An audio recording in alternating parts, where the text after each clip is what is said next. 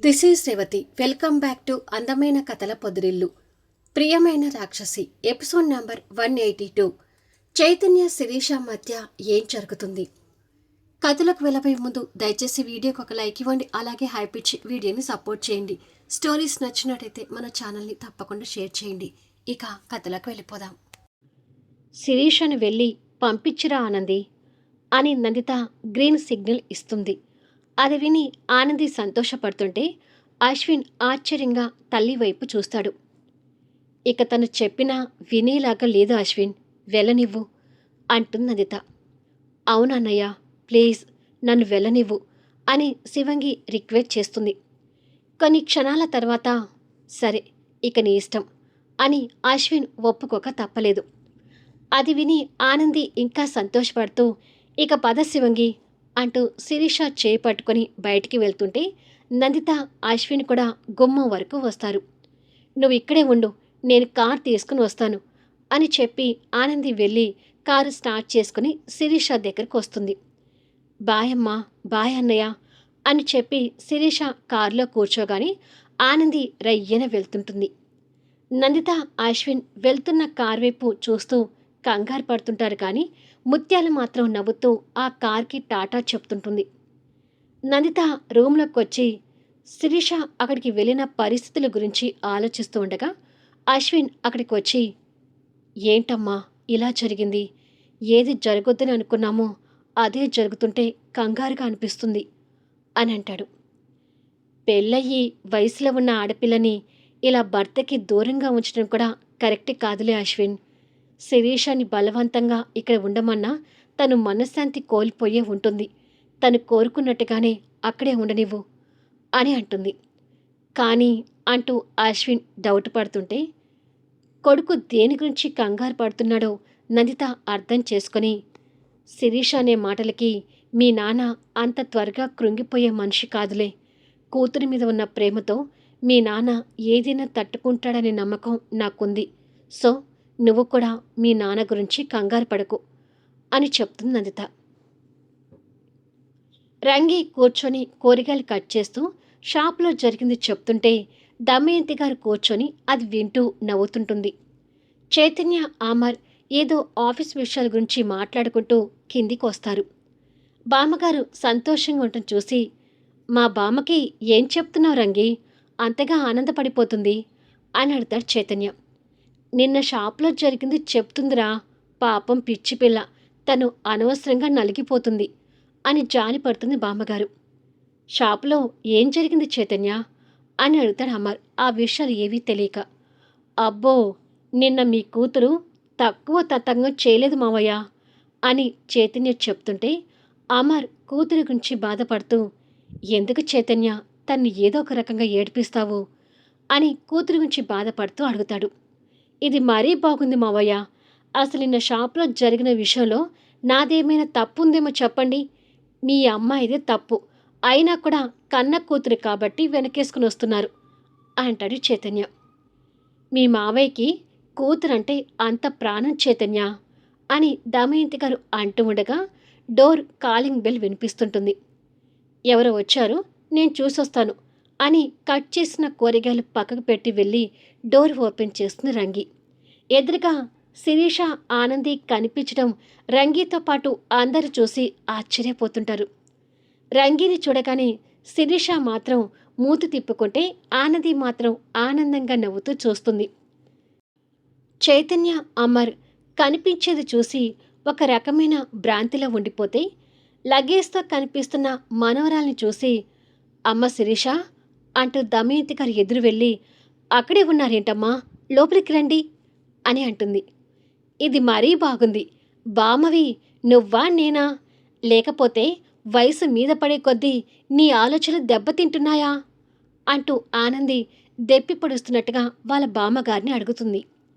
ఇప్పుడు ఏమైందే, నేను ఏమన్నానని అలా అంటున్నావు అని అడుగుతుంది దమయంతి గారు ఆశ్చర్యపోతూ. కొత్త కోడలు కాపురానికి వచ్చి ఇంట్లోకి అడుగు పెట్టబోతుంటే తనకు హారతిచ్చి ఆహ్వానించడం తెలియదా అని ప్రశ్నిస్తుంది ఆనంది. వాళ్ళ మాటలు విని సంతోషపడుతూ అమర్ చైతన్య దగ్గరకు వస్తారు. అప్పటి వరకు తన బుర్రలో లైటు వెలగని దమయంతి గారు ఆనంది మాటలకు సంతోషపడుతూ, రంగి, త్వరగా హారతి తీసుకురా అని అంటుంది. అలాగే బామ్మ, వెంటనే తీసుకొస్తాను అంటూ రంగి ఉత్సాహంతో పరిగెత్తుతుంటుంది. ఆనంది మాటలతో అమర్, చైతన్య మొహాల్లో కూడా ఆనందం విరచిల్లుతుంటుంది. శిరీష ఎదురుగా ఉన్న చైతన్య వైపు ఒక లుక్ ఇచ్చి తర్వాత అమర్ని ద్వేషంగా చూస్తుంటుంది. కూతురు చూపులు తండ్రికి అర్థమవుతున్నా ఆ క్షణం మాత్రం కూతురు ఇంట్లోకి రాబోతున్నందుకు మహా ఆనందంలో ఉంటాడు అమర్. నువ్వు లోపలికొచ్చి నీ ఆడపడుచుకి ఆరతి ఇవ్వవే అంటుంది దమయంతి గారు. కాసేపటికి ఆనంది హారతి ఇవ్వడంతో శివంగి ఆ ఇంట్లోకి గృహప్రవేశం చేసింది. తను వచ్చినందుకు రంగి ఉత్సాహపడుతూ శివంగి లగేజ్ తీసుకెళ్లి చైతన్య రూంలో పెట్టడానికి వెళ్ళిపోతుంది. ఏంటి ఈ సడన్ సర్ప్రైజ్ ఆనంది అని అడుగుతాడు చైతన్య ఒక పక్క భార్యను చూసి సంతోషపడుతూ. నీకే కాదన్నయ్య, అక్కడ మాకు కూడా సడన్ సర్ప్రైజ్ ఇచ్చింది. లగేజ్తో వచ్చి నేను ఆనంది నిలయానికి వెళ్తాను అంటూ మా యమ్మకి అత్తకి షాక్ ఇచ్చింది. అప్పుడు వాళ్ళిద్దరి మొహాలు చూడాలి, భలే ఉన్నాయి అని అంటుంది నవ్వుతూ. ఆ మాటకి శివంగి ఆనంది వైపు ఒక్క చూపు చూస్తుంది. ఓ, వాళ్ళనంటే నీకు కోపం వస్తుంది కదా, సరేలే ఇక అనన్లే అని అంటుంది ఆనంది. శిరీషాకే కాదు, నాకు కూడా కోపం వస్తుంది ఆనంది. నా భార్యని, నా కొడుకుని తక్కువ చేసి అంటే నేను కూడా ఊరుకోను అంటూ చిన్న వార్నింగ్ లాగా అంటాడు అమర్. అమ్మో, మీరు కూడా ఫీల్ అవుతారంటే ఇక అసలే అనన్లే మావయ్య అని అంటుంది ఆనంది. శిరీష మాత్రం ఏమీ మాట్లాడకుండా మౌనంగా తలదించుకున్నట్టుగా ఉంటుంది. భార్య రాకని చూసి చైతన్య మాత్రం మహా ఉత్సాహంగా కనిపిస్తుంటాడు. ఆనంది వాళ్ళ అన్నయ్యలో ఆ సంతోషాన్ని చూస్తూ దగ్గరికొచ్చి, ఏమన్నయ్యా, నీ శివంగి నీ దగ్గరికి వచ్చింది కదా, ఇప్పుడు నువ్వు హ్యాపీనా అని అడుగుతుంది. పిచ్చ హ్యాపీగా ఉన్నాను అంటాడు భార్యని ఓరగా చూస్తూ. శిరీషకి ఆ ఇంట్లో అడుగు పెట్టడం ఇష్టం లేకపోయేసరికి తనకి ఆ మాటలన్నీ కూడా కోపంగా అనిపిస్తుంటాయి. నిజం చెప్పు అన్నయ్య, ఇప్పుడు మా ఇద్దరిలో నీకు ఎవరంటే ఎక్కువ, నేనా ఈ శివంగినా అని అడుగుతుంది ఆనంది. ఒకప్పుడు శివంగి కూడా అశ్విని ఇలా అడగటం శివంగికి గుర్తొస్తుంది. నాకు తనకన్నా నువ్వే ఎక్కువ ఆనంది అని చైతన్య కూడా టక్కున సమాధానం చెప్తాడు. అప్పుడు అశ్విన్ కూడా ఆనందిని కాదని చెల్లెలు ఎక్కువని చెప్పాడులే. అందుకని ఇప్పుడు ఆనంది స్వీట్ రివెంజ్ తీర్చుకొని శివంగిని చూస్తూ గర్వంగా కళ్ళు ఎగరేస్తుంది. దాంతో ఆ అన్న చెల్లిని ఇద్దరిని మింగేస్తున్నట్టుగా చూస్తుంది శివంగి. ఏమైనా శివంగి వచ్చినందుకు ముగ్గురిలోనూ సంతోషం కనిపిస్తుంటుంది. అమర్ ఆరాధనగా కూతురు దగ్గరికి వెళ్ళి అభిమానంగా తన తల మీద చేయి పెట్టబోతుంటే అమర్ ప్రేమని స్వీకరించడానికి ఇష్టపడిన శిరీష కోపంగా వెనక్కి జరుగుతుంది. అది చూసి ఒక అమర్కే కాదు, అందరి మనసు చివుక్కుమంటుంది. కూతురు తిరిగి కాస్త బాధపడుతూ అమర్ చెయ్యి వెనక్కి తీసుకుంటాడు. లగేజ్ పైన పెట్టి రంగి అక్కడికి రావడం చూసి, నా లగేజ్ ఏ రూమ్లో పెట్టావు రంగి అని అడుగుతుంది శిరీష. పైన ఉన్న రూమ్లో మేడం అంటూ రంగి రూమ్ చూపిస్తుంది. ఇక ఎవరితో మాట్లాడకుండా శిరీష టకటకా పైకి వెళ్ళిపోతుంది. శివంగి ప్రవర్తనకి నువ్వు బాధపడకు మావయ్య, తను కొంచెం మొండి రకమే, కష్టపడి దారిలో పెట్టుకోవాలి అంటుంది ఆనంది. నిజమే, నందిత, అశ్విన్ అర్థం చేసుకుంటారేమో కానీ శిరీష అలాంటిది కాదనిపిస్తుంది అంటుంది బామ్మగారు. తన ప్రవర్తన నాతో ఎలా ఉంటుందనేది వదిలేస్తే నా కూతురు నా ఇంటికి వచ్చింది, నా కళ్ళ ముందు ఉండిపోతుంది, దానికి సంతోషపడాలమ్మా అంటాడు అమర్. అది కూడా నిజమే, శిరీష ఇక్కడికి వచ్చినందుకు ఆనందంగా ఉంది అంటుంది బామ్మగారు. సరే, మీ ఆనందాలు మీరుండండి, మరి ఇక నేను వెళ్ళిపోతాను అంటుంది ఆనంది. ఎలాగో వచ్చావు కదే, ఓ 4 రోజులు ఉండి వెళ్ళరాదు అంటుంది బామ్మగారు. అమ్మో, 4 రోజులా? మా యమ్మని చూడకుండా ఉండలేను, ముఖ్యంగా మా యమ్మతో తిట్లు తినకుండా అసలే ఉండలేను అని బుద్ధిగా చెప్తుంది. ఎప్పుడు ఏదో ఒకటి చేసి వాడితో తిట్లు తినటం నీకు పరిపాట అయిపోయిందన్నమాట అంటుంది బామ్మగారు ఆనంది తల మీద ఒకటి కొట్టి. నిజమే బామ్మ, యమ్మ నన్ను తిడుతున్నా కూడా బాలే ఉంటుంది అంటూ పళ్ళు వికిలిస్తూ చెప్తుంది. తను అలా అమాయకంగా మాట్లాడుతుంటే అమర్ చైతన్య నవ్వుతుంటారు. సరేలే, కాఫీ తాగి వెళ్దు గాని కూర్చో అంటుంది బామ్మగారు. ఇప్పుడు ఏమీ వద్దులే బామ్మ, నేను వెళ్తాను అని ఆనంది వెళ్ళబోతుంటే ఎలా వెళ్తావు అని అడుగుతాడు అమర్. వచ్చేటప్పుడు శివంగి కారులో వచ్చాను, ఇప్పుడు ఆటోలో వెళ్తానులే మావయ్య అని అంటుంది. ఆటోలో ఏం వద్దులే, నేను అటువైపే వెళ్తున్నాను, నిన్ను డ్రాప్ చేసి వెళ్తాను పదా అని చైతన్య వైపు చూసి, శిరీషకి రూమ్లో కొత్తగా ఉండొచ్చు, తోడుగా తన దగ్గరికి వెళ్ళు చైతన్య అని చెప్పి అమర్ ఆనందితో కలిసి బయటికి వెళ్ళిపోతాడు. వెళ్ళి నీ పెళ్ళాన్ని కాస్త నీ దారిలో పెట్టుకో చైతన్య అని చెప్పి దమయంతి గారు వెళ్ళిపోతే, మేడం మస్తు గుర్రుగా ఉంది బాబుగారు, వెళ్ళి తన కోపాన్ని తగ్గించండి అని రంగి చెప్పి తను కూడా అక్కడి నుంచి వెళ్ళిపోతుంది. భార్య వచ్చిన సంతోషంతో చైతన్య నవ్వుతూ వెళ్ళిపోతాడు. రూమ్లోకి వచ్చిన శిరీష పొందిగ్గా కనిపిస్తున్న చైతన్య రూమ్ని చుట్టూ చూస్తుండగా చైతన్య రూమ్లోకి వస్తాడు. వెనుకగా కనిపిస్తున్న శివంగి దగ్గరికి సైలెంట్గా వెళ్ళి తన నడుం చుట్టూ చేతులు వేసి హక్ చేసుకొని తన మెడ మీద ముద్దిచ్చి, వచ్చినందుకు థ్యాంక్ యూ బంగారం అని అంటాడు. అసలే కోపంగా ఉన్న శివంగి చైతన్య ముద్దుకి ఇరిటేటింగ్గా ఫీల్ అవుతూ వెనక్కి ఒక తోపు తోస్తుంది. దాంతో చైతన్య ఫోర్స్గా వెళ్ళి అక్కడ ఉన్న బెడ్ మీద పడతాడు. శివంగి ఉగ్ర రూపంలా వెనక్కి తిరిగి చూస్తుంటే, అబ్బా ఏం తింటున్నావే రాక్షసి, అంత బలంగా తోసేశావు అంటూ విసుక్కుంటాడు చైతన్య. గడ్డి తింటున్నాను, ఏం నీకు కూడా కావాలా అంటూ కోపంగా అడుగుతుంది.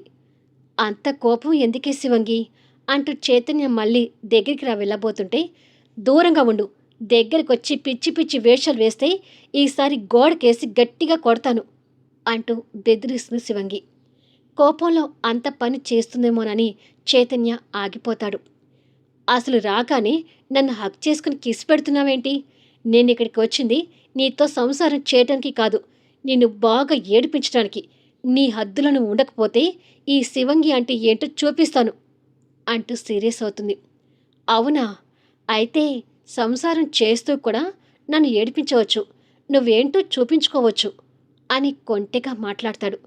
ఈ వేషాలే వేయొద్దు, నన్ను ఎంతగా ఏడిపించావో, నాకు విడాకులు ఇస్తావా, రంగీతో రొమాన్స్ చేస్తావా అంటూ ఉక్రోషాన్ని కక్కుతుంది.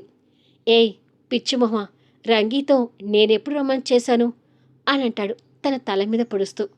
ఆహా, ఏమీ తెలియనట్టుగా యాక్షన్ చేయకు, పొలాల్లో చెట్ల సందన మీరిద్దరూ సరసాలు ఆడుకోలేదా అని అడుగుతుంది. ఓ అదా, ఆ రోజు నువ్వు ఆ జిత్తులుగాడితో ఓవరాక్షన్ చేస్తున్నావని నేను నీకంటే డబుల్ ఓవరాక్షన్ చేశాను, అంటే నేను నిన్ను ఏడిపించడానికి అలా యాక్టింగ్ చేశాను అని అంటాడు. యాక్టింగ్ అని నేను అనుకోను, నిన్ను నమ్మటానికి వీల్లేదు అంటుంది శిరీష. పోవే రాక్షసి, నీ మీద ఎంత గొడవ పెట్టుకున్నా, నేను నీకు విడాకులు ఇచ్చినా ఈ మనసులో నువ్వు తప్ప ఇంకా ఎవ్వరూ ఉండరు, నమ్మినా నమ్మకపోయినా ఇక నీ ఇష్టం అంటూ తన బ్యాగ్ ఓపెన్ చేసి తన లగేజ్ తీసి కబ్బోర్డులో సర్దుతుంటాడు. రంగి డోర్ కొట్టి పర్మిషన్ తీసుకుని కాఫీ కప్పులతో అక్కడికి వచ్చి, కాఫీ తీసుకోండి అని అంటుంది.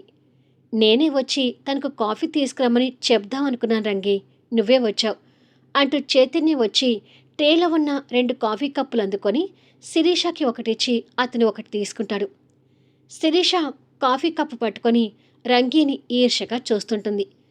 ఆ చూపులు రంగి అర్థం చేసుకుని నవ్వుతూ అక్కడి నుండి వెళ్ళిపోతుంది.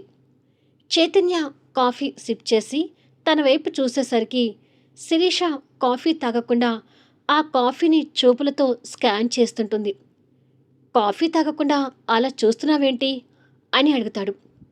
ఈ రంగి నీకు దగ్గర కావడం కోసం ఈ కాఫీలేమైనా విషం కలిపిందేమో అని నా అనుమానం అని అంటుంది. తన మాటలకి షార్ప్గా ఒక లుక్ ఇచ్చి తన చేతుల నుండి కప్పు తీసుకుని అతని చేతిలో ఉన్న కప్పుని శిరీష చేతిలో పెట్టాడు. ఓయ్ ఏంటిది, నీ కప్పు నాకిచ్చావు అని అడుగుతుంది శివంగి. రంగి ఏదో విషం కలిపిందని నీకు అనుమానంగా ఉంది కదా, అందుకని నువ్వు ఈ కప్పు తాగు అని అంటాడు. శిరీష ఆ కప్పును కూడా అనుమానంగా చూస్తుంటుంది. మళ్ళీ ఏంటి ఆ చూపులు అని అడుగుతాడు. ఒకవేళ నేను తన మీద అనుమానపడి కప్పులు మార్చుకుంటానని రంగి అనుకొని ఈ కప్పుల్లో కూడా విషం కలిపిందేమో అని అనుమానాన్ని వ్యక్తం చేస్తుంది. అబ్బా! అనుమానం ముందు పుట్టి తర్వాత నువ్వు పుట్టావటుంది. రంగి మంచి అమ్మాయి. అనవసరంగా రంగిని అనుమానించకు అని అంటాడు. ఏంటి నా ముందే తన్ని వెనకేసుకుని వస్తున్నావు? ఏంటి సంగతి అంటూ చేయి చూపిస్తూ కోపంగా అడుగుతుంది. వెనకేసుకుని రావడం కాదు, రంగి ఎలాంటిదో నీకు చెప్తున్నాను అని అంటాడు. మీ ఇద్దరిని నేను అస్సలు నమ్మను. అసలు ఆ రంగికి నువ్వు కూడా తోడై మీరిద్దరు పూనుకొని నన్ను చంపాలని చూస్తూ ఈ కప్పుల్లో విషం కలిపారేమో.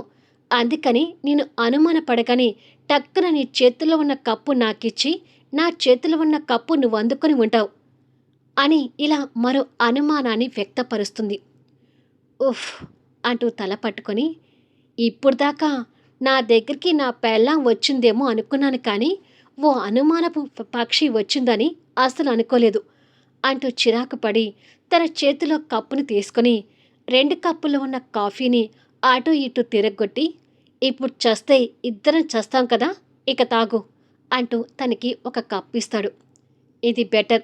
నేను పైకి పోయి నువ్వుంటే నువ్వు ఖచ్చితంగా ఆ రంగీతో కలుస్తావు. పోతే మనం ఇద్దరం పోవాలి, ఉంటే మనం ఇద్దరం ఉండాలి అని చెప్పి రుచిగా ఉన్న కమ్మటి కాఫీ తాగుతుంటుంది. వామ్మో! దీని అనుమానాలో అని మనసులో చిరుకోపంగా తిట్టుకుంటూ తనతో కలిసి కాఫీ తాగుతుంటాడు. నందిత ఇంటి ముందు అమర్ కారు ఆగగానే ఆటోమేటిక్గా అమర్ చూపులు భార్య కోసం ఆ ఇంటి వైపు వెతుకుతుంటాయి. కారు దిగబోయిన ఆనంది అది గమనించి కొన్ని క్షణాలు లోతుగా థింక్ చేసి, ఊరి నుండి వచ్చిన తర్వాత మావయ్య అత్త ఇంతవరకు కలవలేదు. ఇప్పుడు ఎలాగైనా మావయ్యని లోపలికి తీసుకువెళ్ళాలి అని అనుకొని, టిఫిన్ చేసి వెళ్దురు గాని లోపలికి రండి మావయ్య అని అంటుంది. మళ్ళీ నెక్స్ట్ వీడియోలో కలుద్దాం. చాలా రోజుల తర్వాత అమర్ నందిత మీటింగ్ ఎలా ఉండబోతుంది, వాళ్ళ మధ్య జరిగే క్యూట్ సన్నివేశం ఏంటి, అలాగే తండ్రి కొడుకు మీటింగ్ కూడా ఎలా ఉండబోతుంది, ఇక కొత్తగా కలిసిన చైతన్య శివంగి మధ్య ఎలాంటి సన్నివేశాలు రానున్నాయి, శిరీష గురించి కలలు కంటున్న జితేంద్ర శిరీష చైతన్య దగ్గరికి వెళ్ళింది అనే విషయం తెలిస్తే అతని రియాక్షన్ ఎలా ఉండబోతుంది. కథ నచ్చితే లైక్ చేయండి, హైప్ ఇవ్వండి, మీ అమూల్యమైన అభిప్రాయాలు తెలియచేయండి. అలాగే మన స్టోరీస్ని తప్పకుండా షేర్ చేయండి. Thank you for listening.